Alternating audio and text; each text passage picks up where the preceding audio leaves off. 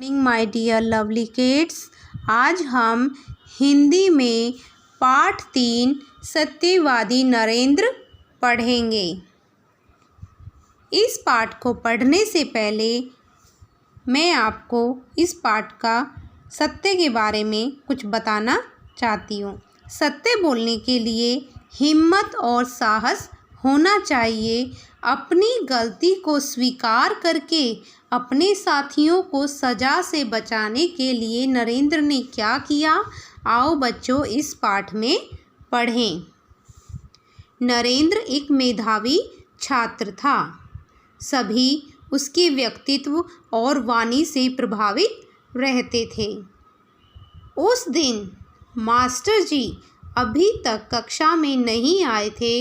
नरेंद्र अपने मित्रों को कहानी सुना रहा था। सभी कहानी सुनने में इतने मगन थे कि उन्हें पता ही नहीं चला कि कब मास्टर जी ने कक्षा में आकर पढ़ाना शुरू कर दिया। बच्चों, एक कक्षा में सभी बच्चे बैठे हुए थे। उस कक्षा में एक नरेंद्र नाम का विद्वान छात्र था। मास्टर जी के आने से पहले नरेंद्र अपने मित्रों को कहानी सुना रहा था और वो इतना मगन हो गया और उसके मित्र भी कहानी सुनने में इतने मगन हो गए कि मास्टर जी कक्षा में कब आकर पाठ पढ़ाना शुरू कर दिया और उन्हें पता भी न चला। पढ़ाते समय मास्टर जी को कुछ फुसफुसाहट सुनाई दी। फुसफुसाहट होते बेटा धीमी आवाज़ में बातचीत करना। जब मास्टर जी कक्षा में पढ़ा रहे थे तो उनको कुछ आवाज़ें सुनाई दी। मास्टर जी ने कहा, कौन बात कर रहा है? मास्टर जी ने छात्रों से पूछा।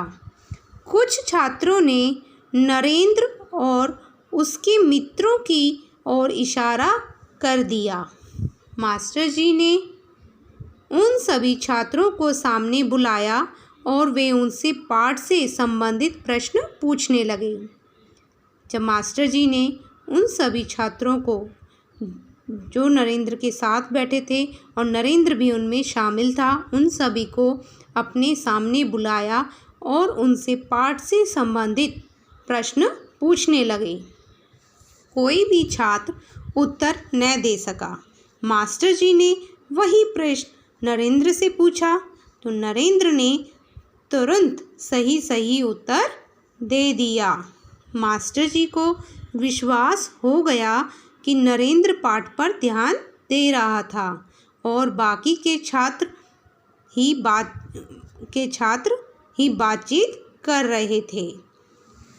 मास्टर जी ने कहा कि नरेंद्र तो अपने पाठ पर ही ध्यान दे रहा है, यही छात्र बात कर रहे थे।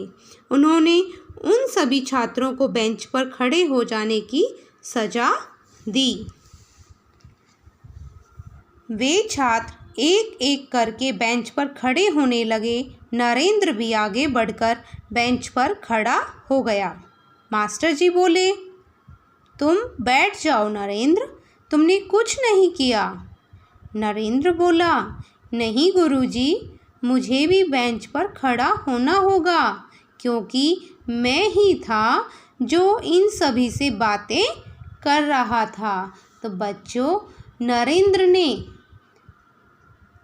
झूठ का सहारा ना लेते हुए सच बोल करके अपने मित्रों को बचाया। मास्टर जी नरेंद्र की इस सत्यवादिता से अत्यंत प्रभावित हुए। वे बोले, नरेंद्र, तुम में सत्य बोलने का साहस है। तुम आगे चलकर अवश्य एक महान व्यक्ति बनोगे। वही नरेंद्र बड़े होकर स्वामी विवेकानंद कहलाया। स्वामी विवेकानंद ने विश्व